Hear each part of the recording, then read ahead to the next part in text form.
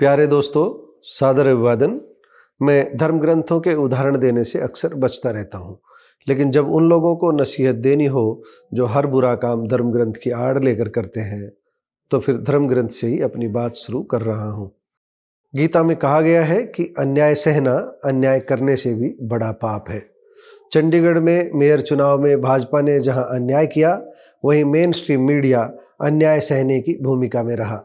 मैंने भी उस दिन इस घटनाक्रम की तीखी आलोचना करते हुए एक लंबा चौड़ा लेख बनाया था, लेकिन सोशल मीडिया पर वायरल हो रही पीठासीन अधिकारी की वीडियो देखकर मुझे ऐसा लगा कि भला कहीं ऐसा भी हो सकता है। क्या कोई पीठासीन अधिकारी सीसीटीवी कैमरे की मौजूदगी में इतनी निर्लज्जता भी कर सकता है? मेरा विश्वास डगमगाया तो समय का इंतजार करने में भलाई समझी। मेरी हैसियत एक काल्पनिक कहानी की उस चिड़िया जैसी है जो जंगल में आग लगने पर समुद्र से एक एक बूंद पानी भर कर लाती है और आग बुझाने का प्रयास करती है। मैं जानता हूँ पहचान का दायरा बहुत छोटा होने से उन लोगों का कुछ बिगाड़ नहीं पाऊंगा जिन्होंने लोकतंत्र का गला घोंटने का काम किया है, लेकिन मैं उस चिड़िया की तरह लोकतंत्र की रक्षा के लिए बोलता रहूंगा। हो सकता है किसी दिन मेरे सुर के साथ हजारों सुर मिलते चले जाएं और उन लोगों को शर्म आनी शुरू हो जाए जो लोकतंत्र का गला घोंटने में लगे हुए हैं, लोकतंत्र को तार तार करने में लगे हुए हैं।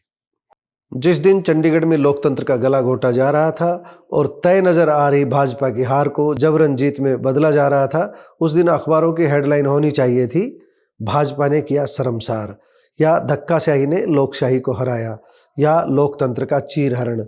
लेकिन कई समाचार पत्रों में और चैनलों में खबरें ऐसे आई जैसे भाजपा ने कोई गढ़ जीत लिया हो, जैसे भाजपा ने बाजी मार ली हो, जैसे भाजपा ने इंडिया गठबंधन को शिकस्त दे दी हो।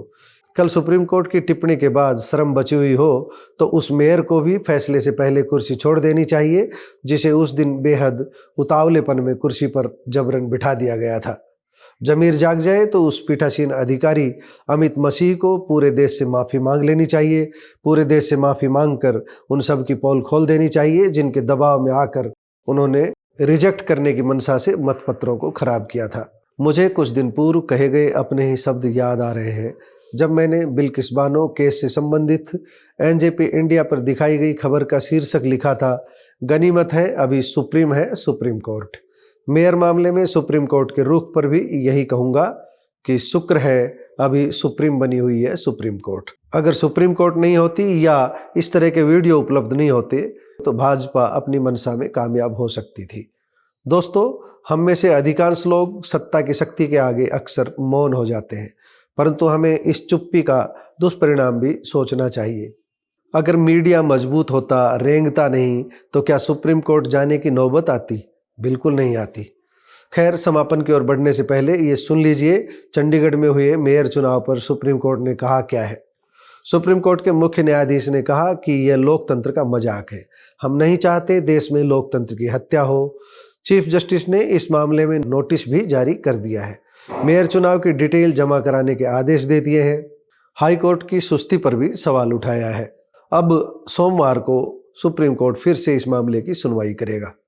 चंडीगढ़ का गणित पूरी तरह स्पष्ट था, उसमें किंतु परंतु की कोई गुंजाइश ही नहीं थी। भाजपा के पास कुल 14 पार्षद थे। भाजपा के चंडीगढ़ से सांसद को भी वोटिंग का अधिकार था। उनको अकाली दल के पार्षद का भी एक वोट मिलना तय माना जा रहा था। ऐसे में अधिकतम 16 पार्षद साथ रहने की संभावना मानी जा रही थी। दूसरी ओर इंडिया गठबंधन में शामिल आम आदमी पार्टी के पास 13 और कांग्रेस के पास 7 पार्षद थे। इंडिया अलायंस के इन दोनों दलों के पास 20 पार्षद थे, लेकिन पीठासीन अधिकारी ने अपनी करतूत से गठबंधन को हरा दिया। कुल 8 वोट खारिज कर दिए गए।